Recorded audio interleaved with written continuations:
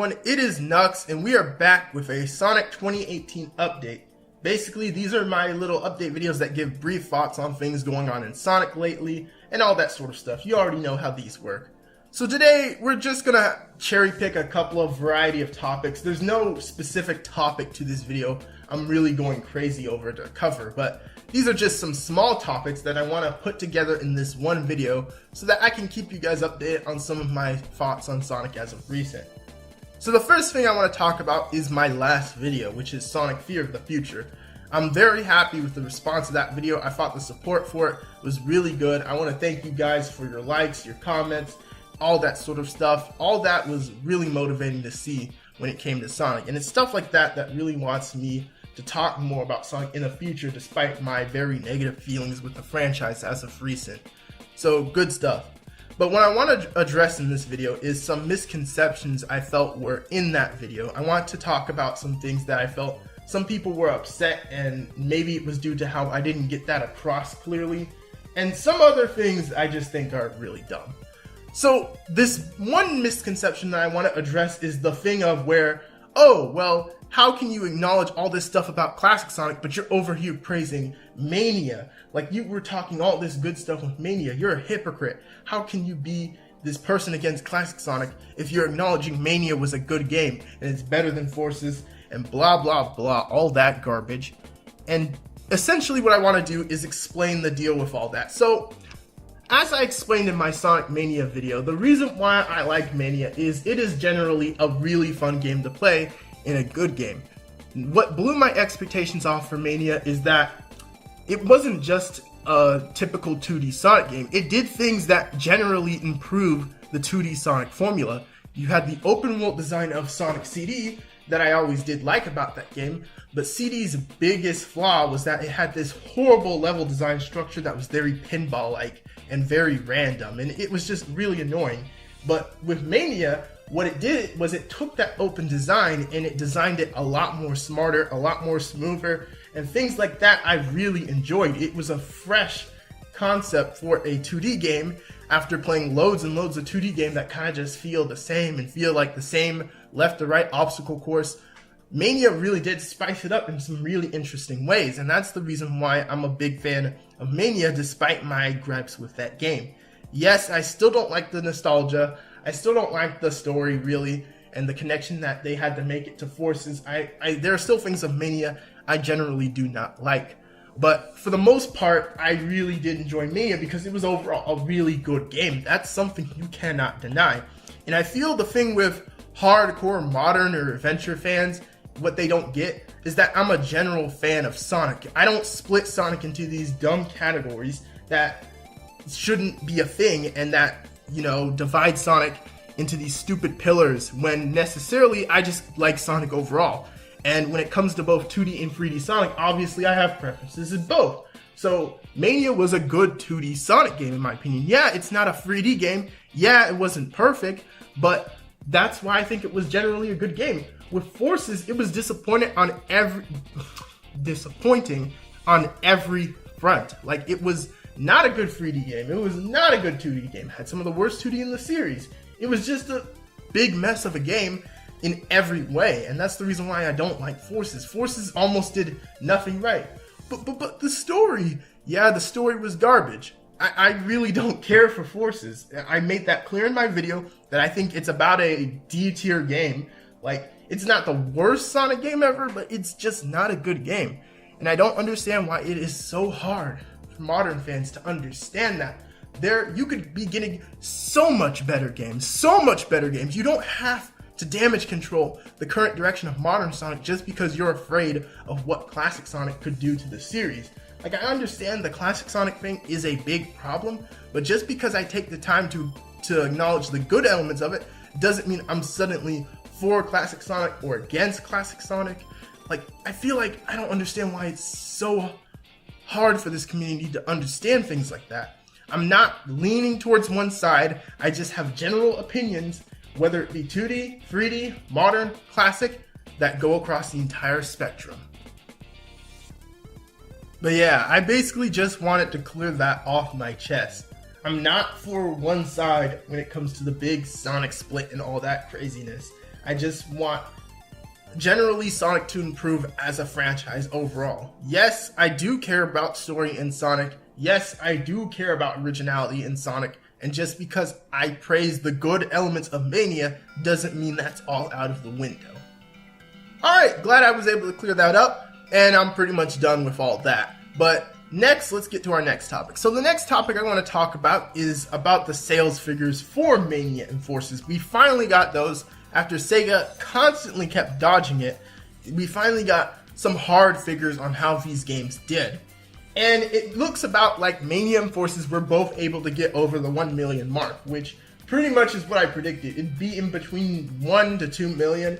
And no way I would see either game falling short because these games are multi-plat. They had some type of hype before launch. Like, I never expected these games to fail necessarily. But yeah, them getting over 1 mil is good, I guess, generally. Even though, yeah, that's pretty much where Sonic's been for a while. But yeah, getting over 1 mil is decent, I guess. But what is this going to do for the franchise? Well, in terms of Mania, it getting over 1 million is actually impressive because Mania, I imagine, didn't have much of a big budget behind it, and it didn't really have a lot of time into it either. So I imagine that with a 1 million for Mania, that's a pretty good stretch. Now, here's something I do want to point out though. Mania getting over 1 mil though does not freaking save Sega or something. Like it's just 1 million. Like, other gaming companies and their series can jump over 1 mil easily. Like, and not just that, they can get to 2 mil or even further beyond. But Sonic jumping over 1 mil is like, it's amazing how that alone has to be hyped, because I remember whatever happened to when Sonic could jump over 1 mil easily, and it was much more impressive when Sonic can go further beyond that. But 1 million is not that crazy in general for the franchise. Like, Sonic as a series should be doing way better numbers than that. But of course, the brand has kind of faltered over the years. The fan base has shrunk.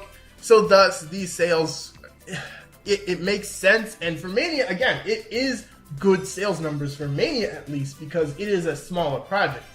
And then you have Forces, where Forces, it kind of looks like this is more so a failure, because Forces definitely seem to have a bit of a bigger budget, even though I kind of want to question that due to how low quality Forces was.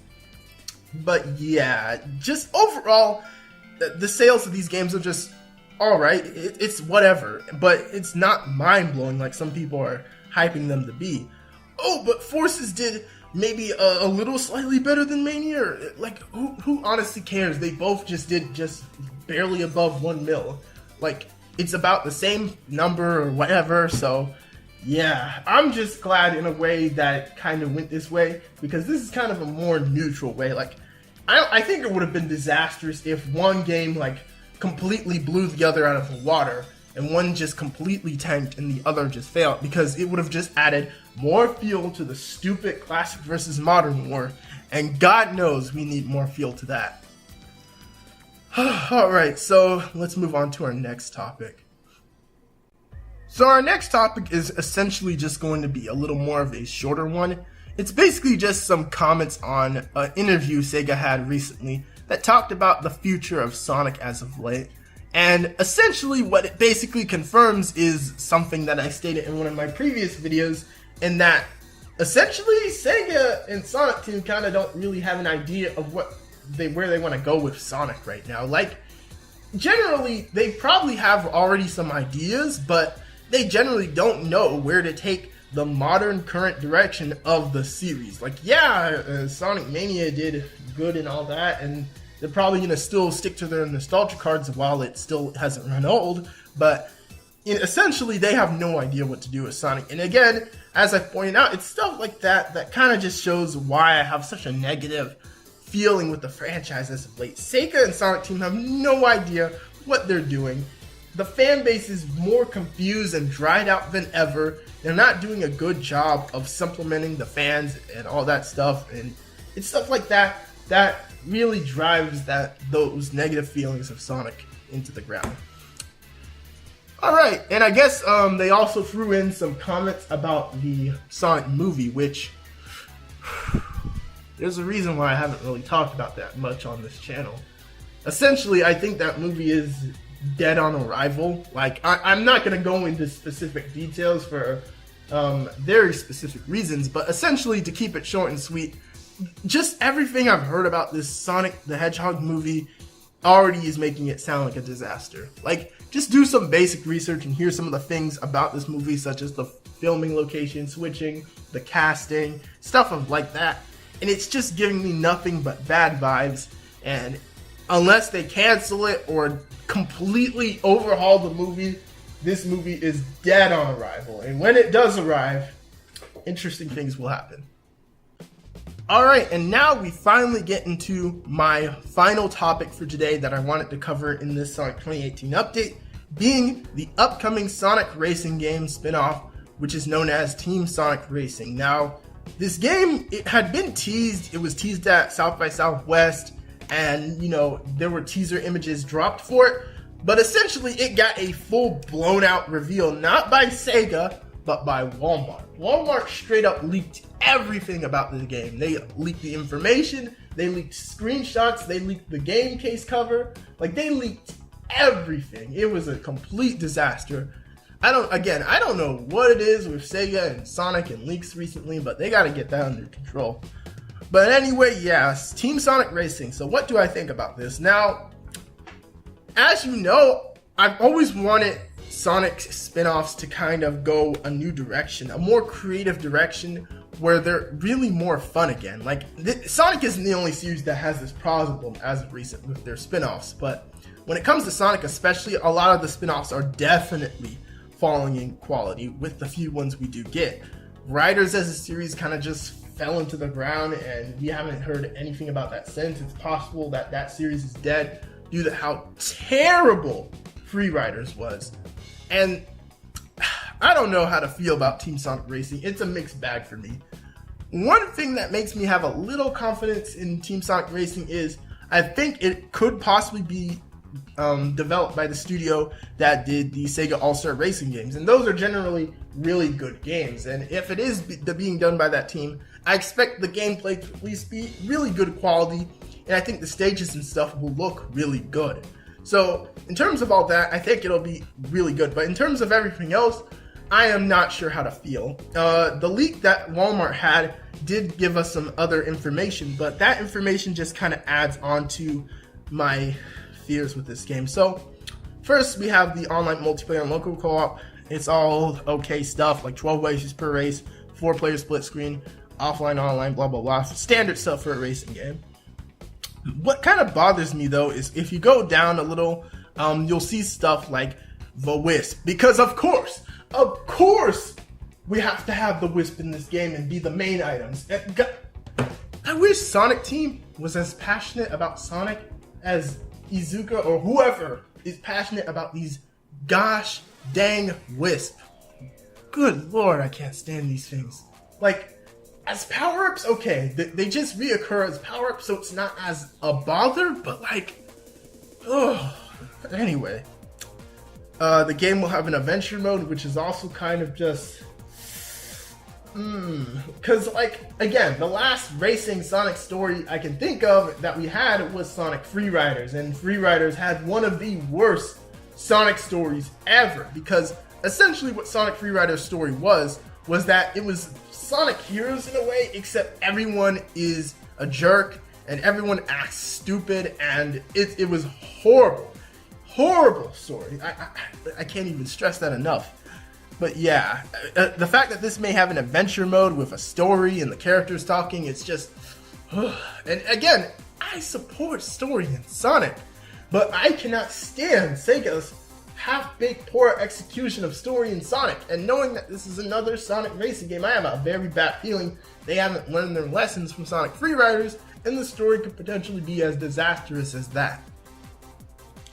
Moving on to the characters, essentially it's saying that we will have 15 playable characters from across the Sonic universe. And at the thought of 15, I'm like, I don't know how to feel about that, because if we only have 15, how many exactly of those are going to be really good characters that we know and love? I have a bad feeling they're going to give some slots to possibly some really dumb characters. Like, think of, like, what if they give Classic Sonic a slot? What if they give a Wisp a slot? Like, there are plenty of really good Sonic characters you can attach to those slots that would make it really cool, but the problem is I have a bad feeling Sonic Team's understanding of these characters and their treatment of them is going to lead to some of them really getting cucked, and that this roster is going to look pretty pity. But I guess to be fair, I mean, Mario Kart also has to kind of improve on its roster too, because it has hella clones and all sorts of issues as well. So, I mean, I'm not going to compare it to Mario Kart, but essentially that's the feelings I have with this game. But of course, the big thing that everyone seems to be talking about is, why is Sonic and his friends in cars? Why is Sonic in a car? Every time I think of that question, I think of that infamous Sonic Drift video. You know, the one that asks, why is Sonic in a car, or something like that. But yeah, essentially, my feelings on that are kind of neutral, because one reason Sega gave was that, oh, Sonic's in a car because he has to make it fair, which in a way kind of makes sense because it is Sonic. He's the fastest thing alive. Racing with him should be technically impossible, unless you're like the Flash or something. But yeah. But on the other hand, one reason I kind of don't like the kart thing is because it's not very unique. It's not creative. I kind of like the ideas that Sonic R had in place, the ideas that it kind of played with. And I wish that Sega would have revisited that and kind of improved that and created a really good and modern on-foot racer, and it would be really unique and stand out.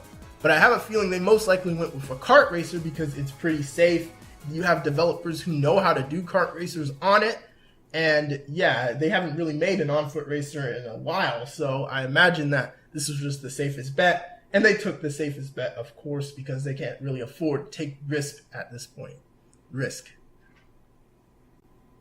Alright guys, so that was my Sonic 2018 update as of recent, just covering some of the recent news and stuff that's been around. I know it was kind of rushed, and yes, it was unscripted, so it was definitely a bit more messy than usual, but yeah, I just wanted to get these thoughts out there real quick so that I could be prepared for E3 and stuff coming up, because once E3 hits, I'm going to be all over that, and plus I have to get on some other video topics too, right after E3. It's going to be a really busy time once E3 hits. So I wanted to get this Sonic video out there so that no one, complains about the huge gap of no Sonic talk and all that kind of stuff. But yeah, there's your Sonic talk. I probably won't be revisiting this series for a while because, again, I'm going to be super busy once E3 hits, but I expect me to return and talk about Sonic soon. Alright guys, well this has been Nux, and I'm out. Peace.